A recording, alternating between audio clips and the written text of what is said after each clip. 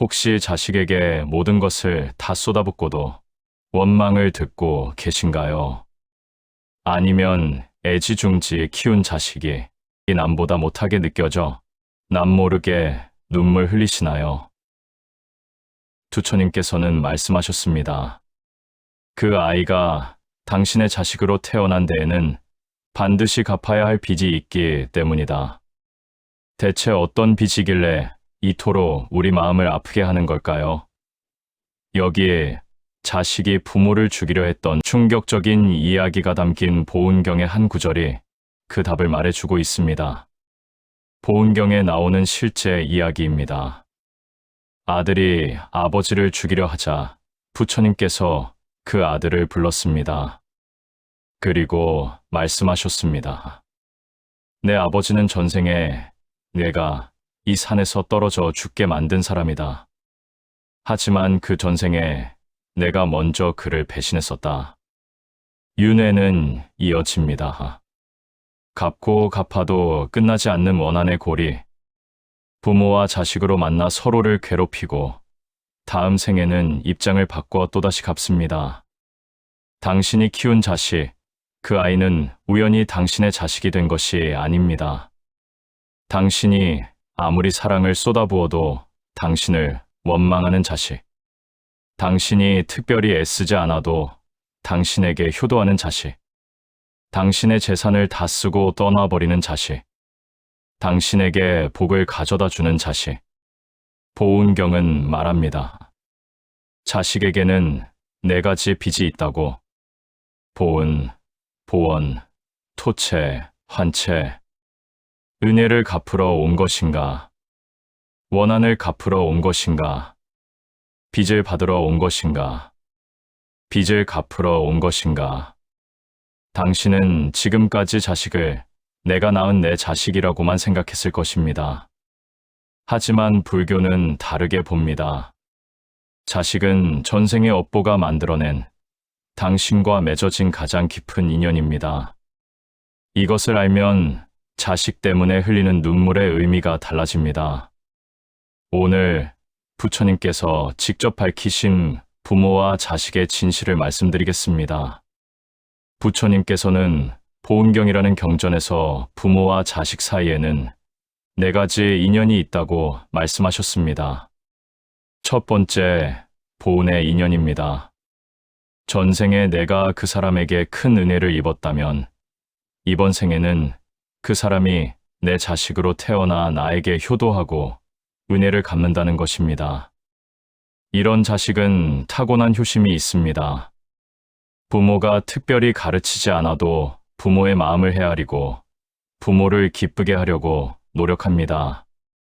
나이 드신 분들 중에 우리 아들은, 우리 딸은 정말 효자, 효녀야라고 자랑하시는 분들 계시죠? 그런 자식을 두셨다면 여러분이 전생에 그만큼 선한 일을 많이 하셨다는 증거입니다. 두 번째, 보원의 인연입니다. 이것은 원수를 갚으러 온 인연입니다.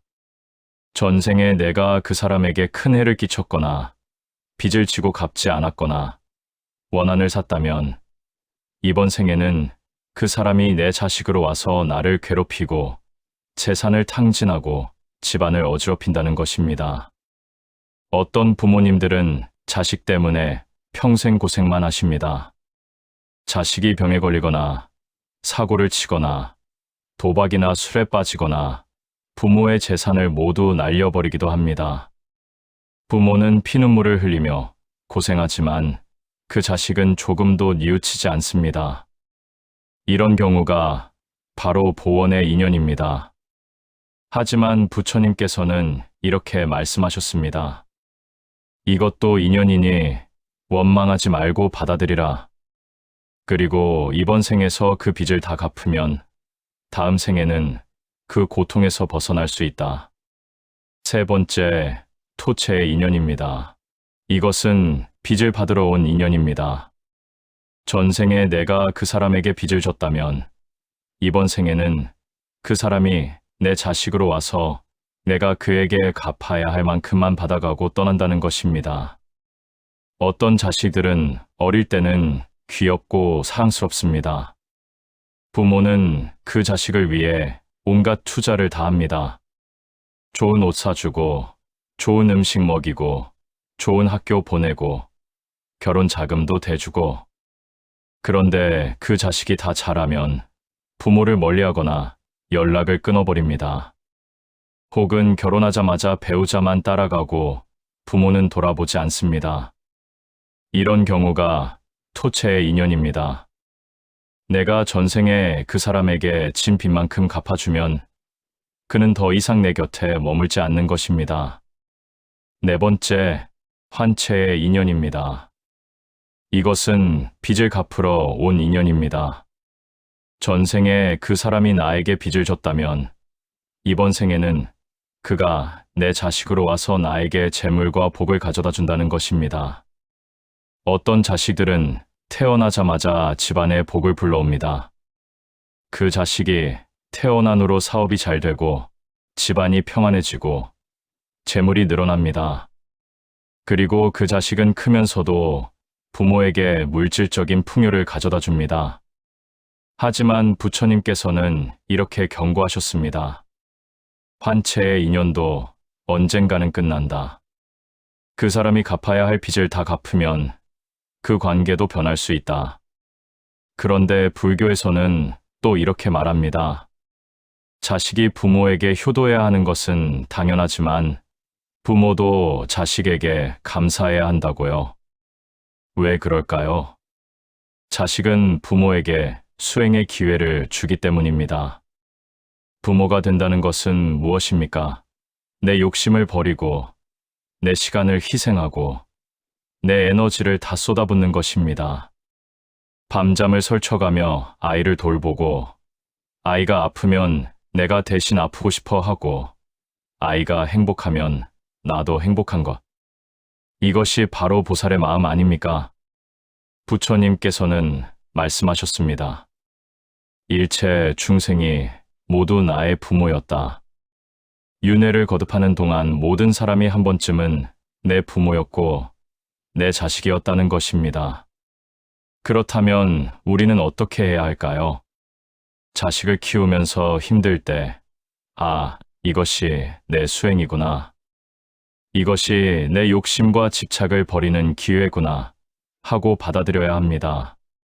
자식이 내 뜻대로 되지 않을 때 화를 내거나 원망하는 대신 이 아이도 독립된 인격체이고 이 아이에게도 이 아이만의 업보와 인연이 있구나 하고 인정해야 합니다. 옛날 이야기 하나 들려드리겠습니다. 중국 당나라 시대에 한 부자가 있었습니다. 이 부자에게는 외동아들이 있었는데 그 아들이 어려서부터 말을 듣지 않고 사고만 쳤습니다. 도박을 하고 술을 마시고 집안의 재산을 탕진했습니다. 부자는 슬픔에 빠졌습니다. 내가 무슨 죄를 지었기에 이런 불효자를 낳았을까? 그때 한 스님이 지나가다가 이 부자의 집에 시주를 청했습니다. 부자가 스님에게 자신의 고민을 털어놓자 스님이 이렇게 말했습니다. 보시주여, 그대가 전생에 큰 빚을 졌는데 갚지 않고 죽었습니다. 그래서 그 채권자가 이번 생에 그대의 아들로 와서 그 빚을 받아가는 것입니다. 이것을 원망하지 말고 기쁜 마음으로 갚아주십시오. 그러면 다음 생에는 이런 고통이 없을 것입니다. 부자는 그제야 깨달았습니다. 그리고 마음을 바꿔먹었습니다. 아들이 재산을 쓸 때마다 이것은 내가 갚아야 할 빚이구나 하고 생각하니 마음이 편안해졌습니다. 신기하게도 부자가 마음을 바꾸자 아들도 조금씩 변하기 시작했습니다. 결국 그 아들은 나중에 개과천선하여 효자가 되었다고 합니다. 부처님께서 제자 아난에게 물으셨습니다. 아난아, 부모가 자식을 사랑하는 것과 자식이 부모를 사랑하는 것, 무엇이 더 큰가? 아난이 대답했습니다. 부모가 자식을 사랑하는 마음이 더 큽니다. 부처님께서 고개를 저으셨습니다. 아니다. 부모는 자식을 사랑하지만 자식이 잘 되기를 바란다. 자식은 부모를 사랑하지만 부모가 오래 살기를 바라지 않는다.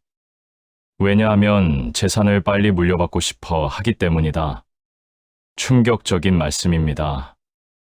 하지만 부처님께서는 인간의 본성을 꿰뚫어 보신 것입니다. 그렇다면 부모는 자식을 어떻게 사랑해야 할까요? 선생경에서 부처님께서는 5가지를 말씀하셨습니다. 하지만 오늘날의 부모들은 이 5가지를 완전히 거꾸로 이해하고 있습니다.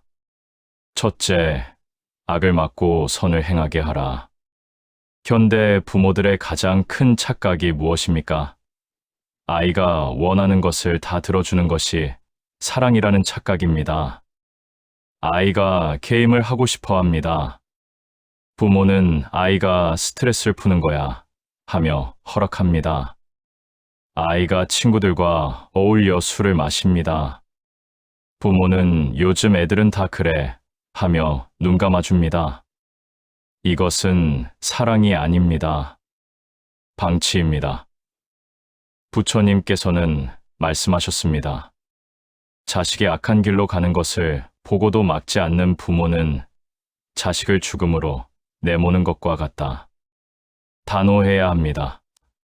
자식이 울고 때를 써도 잘못된 것은 잘못되었다고 말해야 합니다.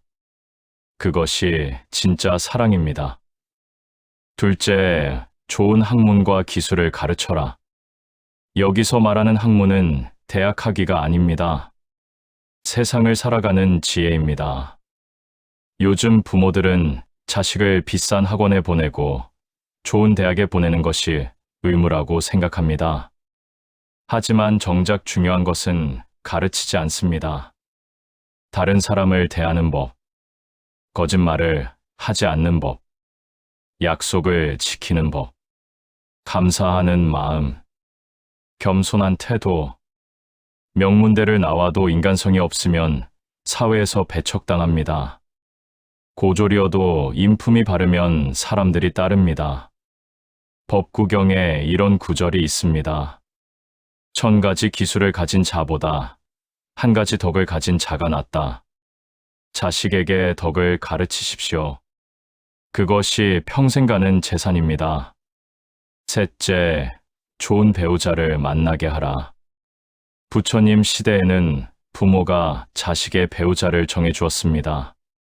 하지만 지금은 자식이 스스로 선택합니다. 그렇다면 부모는 아무것도 할 수 없는 걸까요? 아닙니다.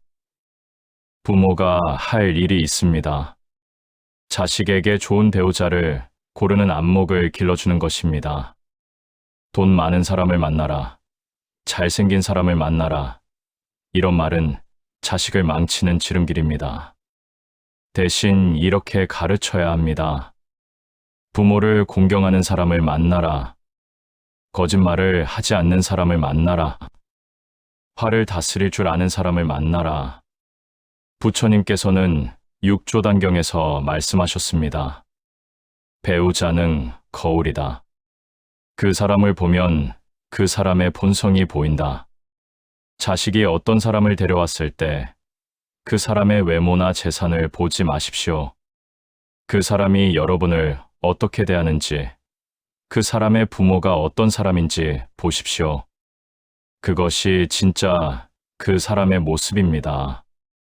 넷째, 적절한 때에 재산을 물려주라.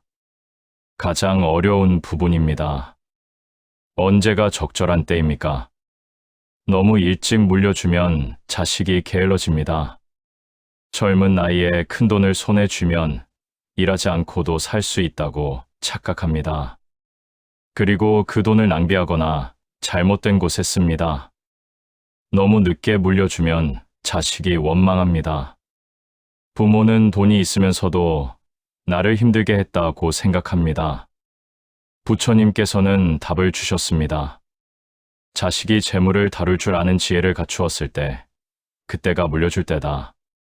돈을 벌 줄 아는가? 돈을 아껴 쓸 줄 아는가? 돈의 가치를 아는가? 이것을 확인하십시오. 그리고 조금씩 나눠주면서 자식이 재물을 다루는 법을 배우게 하십시오. 한 번에 다 주지 마십시오. 자식이 책임감을 배울 기회를 주십시오. 다섯째, 항상 자식을 위해 기도하고 좋은 본을 보여라. 이것이 가장 중요합니다. 말로 100번 가르치는 것보다 한 번 보여주는 것이 낫습니다. 부모가 거짓말을 하면서 자식에게 정직하라고 합니까? 부모가 욕을 하면서 자식에게 예에 바르게 행동하라고 합니까? 부모가 이웃을 비방하면서 자식에게 남을 배려하라고 합니까? 자식은 부모의 말을 듣지 않습니다. 부모의 행동을 봅니다. 한 기업가가 있었습니다. 사업이 크게 성공해서 수백억을 벌었습니다. 그는 아들에게 최고의 교육을 시켰습니다. 유학도 보내고 명문대도 보냈습니다. 하지만 아들은 방탕하게 살았습니다. 도박을 하고 술을 마시고 사업체의 돈을 빼돌렸습니다. 그 기업가는 절망했습니다. 내가 이렇게 좋은 교육을 시켰는데 왜 저럴까? 그때 한 지인이 말했습니다. 자네가 사업하는 모습을 생각해보게. 자네는 거래처를 속이고 세금을 탈루하고 뇌물을 주지 않았나? 자네 아들은 자네가 가르친 대로 살고 있는 걸세. 기업가는 그제야 깨달았습니다. 아들은 아버지의 말이 아니라 아버지의 행동을 그대로 따라한 것이었습니다. 부처님께서는 화엄경에서 말씀하셨습니다. 부모가 악업을 지으면 그 과보가 3대에 미친다. 부모가 선업을 쌓으면 그 복이 7대에 미친다. 자식을 위한 최고의 투자는 자식에게 돈을 쓰는 것이 아닙니다. 부모 자신이 바르게 사는 것입니다. 부모가 이웃을 돕는 모습, 부모가 절에 가서 기도하는 모습, 부모가 화를 참고 인내하는 모습, 부모가 감사하며 살아가는 모습. 자식은 그것을 보고 배웁니다. 그리고 평생 그 가르침을 가슴에 새기고 살아갑니다. 당신이 지금 어떻게 살고 있는지 돌아보십시오. 당신의 삶이 곧 자식의 교과서입니다. 부처님께서는 육조단경에서 이렇게 말씀하셨습니다. 일체의 업은 내가 짓는 것이다. 자식이 나를 괴롭힌다고 생각하십니까? 아닙니다. 내가 전생에 지은 업이 자식이라는 모습으로 나타난 것입니다. 자식이 나에게 효도한다고 생각하십니까? 그것도 아닙니다. 내가 전생에 쌓은 선업이 결실을 맺은 것입니다. 그렇다면 우리는 무엇을 해야 합니까? 첫째, 원한의 고리를 끊어야 합니다. 보원의 인연으로 온 자식이라 해도 이번 생에서 또다시 원한을 만들어서는 안 됩니다. 자식이 나를 괴롭힐 때 나도 자식을 원망하고 미워하면 그 원한은 다음 생으로 또 이어집니다. 끊어야 합니다. 이번 생에서 당나라 때 한 선사가 계셨습니다. 그 선사에게는 아들이 하나 있었는데 그 아들이 선사의 재산을 모두 훔쳐 달아났습니다. 제자들이 분노하며 말했습니다. 스님, 저 불효자를 벌을 받게 해야 합니다. 하지만 선사는 조용히 말했습니다. 내가 전생에 그 아이에게 큰 빚을 졌다. 이제 다 갚았으니 그 아이와 나의 인연도 끝났다. 원망할 것이 무엇이 있겠는가? 선사는 아들을 위해 기도했습니다. 그리고 몇 년 후 그 아들이 돌아와 선사 앞에 무릎을 꿇고 참회했다고 합니다. 이것이 원한을 끊는 방법입니다. 내가 먼저 놓아주는 것입니다. 둘째, 집착을 내려놓아야 합니다. 많은 부모들이 이렇게 말합니다. 나는 오직 자식만을 위해 살았다. 하지만 부처님께서는 이것이야말로 가장 큰 집착이라고 하셨습니다. 자식을 위한다는 명목으로 자식의 인생을 통제하려 합니다. 자식이 행복하기를 바란다면서 정작 자식의 선택은 존중하지 않습니다. 내가 너를 위해 이렇게 희생했는데 하는 말로 자식을 올가맵니다. 이것은 사랑이 아닙니다. 집착입니다. 진정한 사랑은 놓아주는 것입니다. 자식이 자신의 길을 걸어갈 수 있도록, 자식이 자신의 업보를 소화할 수 있도록 옆에서 지켜봐 주는 것입니다. 조선시대에 한 어머니가 있었습니다. 아들이 과거 시험에 떨어져 좌절하자 주변 사람들은 모두 다시 공부해서 꼭 합격하라고 다그쳤습니다. 하지만 그 어머니는 아들에게 이렇게 말했습니다. 과거에 떨어진 것은 내 인연이 아니라는 뜻이다. 너는 내가 가고 싶은 길을 가거라. 어머니는 내가 어떤 길을 선택하든 응원할 것이다. 그 아들은 나중에 훌륭한 서예가가 되었습니다. 만약 그 어머니가 아들을 다그쳤다면 아들은 평생 과거 시험의 실패에 갇혀 살았을 것입니다. 셋째, 자식의 고통을 대신 짊어지려 하지 마십시오. 많은 부모들이 자식이 힘들어하면 내가 대신 아파줄 수 있다면 하고 생각합니다. 하지만 부처님께서는 말씀하셨습니다. 각자의 업은 각자가 짊어져야 한다. 부처님조차도 중생의 업을 대신 짊어질 수 없다. 자식이 실패를 겪는 것, 자식이 고통을 겪는 것, 그것은 자식의 업입니다. 부모가 그것을 대신 해결해 줘야 하면 자식은 영원히 성장하지 못합니다. 부모가 해야 할 일은 자식의 고통을 대신 짊어지는 것이 아니라 자식이 그 고통을 이겨낼 수 있도록 지혜를 주고 용기를 주고 믿음을 주는 것입니다. 넷째, 자식을 위한 진정한 공덕을 쌓으십시오. 부모가 자식에게 해줄 수 있는 가장 큰 선물은 무엇입니까? 재산입니까? 좋은 교육입니까? 아닙니다. 부모가 선업을 쌓는 것입니다. 부모가 바르게 살면 그 공덕이 자식에게 전해집니다. 부모가 베풀고 자비를 실천하면 그 복이 자식에게 돌아갑니다. 부모가 악한 말을 하지 않고 악한 행동을 하지 않으면 자식도 그 영향을 받습니다. 한 할아버지가 계셨습니다. 그 할아버지는 평생 가난하게 사셨지만 절에 가서 봉사하고 어려운 이웃을 도우며 사셨습니다. 주변 사람들은 자식들 챙기기도 바쁜데 왜 남을 도우느냐고 했지만 할아버지는 묵묵히 선행을 이어갔습니다. 할아버지가 돌아가신 후 신기한 일이 벌어졌습니다. 평범하게 살던 자식들이 갑자기 좋은 기회를 만나고 사업이 잘 되고 건강해졌습니다. 사람들은 말했습니다. 할아버지가 쌓은 음덕이 자손에게 미친 것이다. 이것이 진짜입니다. 자식에게 재산을 많이 남겨주는 것보다 자식에게 좋은 교육을 시키는 것보다 부모가 공덕을 쌓는 것이 자식을 위한 진정한 투자입니다. 다섯째, 자식과의 인연이 끝나는 순간을 받아들이십시오.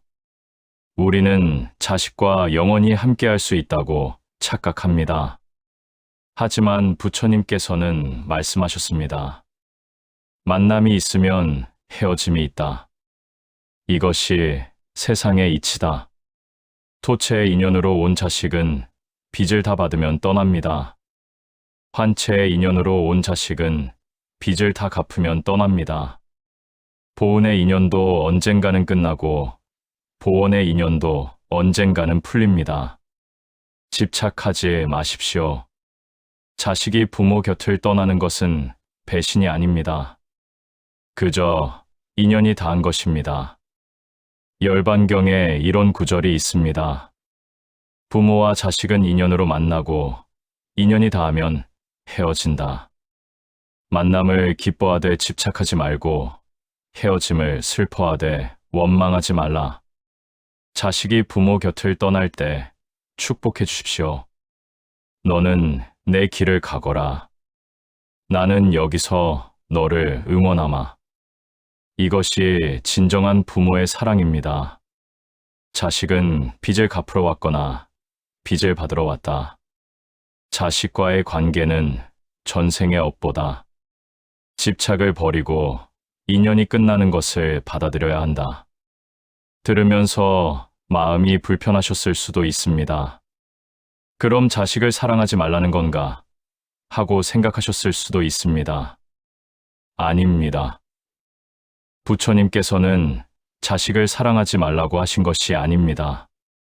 집착하지 말고 진정으로 사랑하라고 하신 것입니다. 진정한 사랑은 소유가 아닙니다. 통제가 아닙니다. 희생을 강요하는 것도 아닙니다. 진정한 사랑은 존중입니다. 믿음입니다. 놓아줌입니다. 자식이 효자라면 그것은 당신의 전생 선업입니다. 감사하십시오. 하지만 교만하지 마십시오. 자식이 불효자라면 그것은 당신의 전생 업보입니다. 받아들이십시오. 하지만 자책하지 마십시오. 중요한 것은 지금 이 순간입니다. 지금 이 순간 당신이 어떤 마음으로 자식을 대하느냐가 다음 생의 인연을 만듭니다.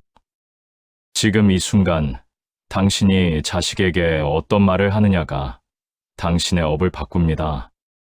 원한을 갚으러 온 자식도 부모의 진심 어린 사랑 앞에서는 마음이 풀립니다. 은혜를 갚으러 온 자식도 부모의 집착과 통제 앞에서는 등을 돌립니다.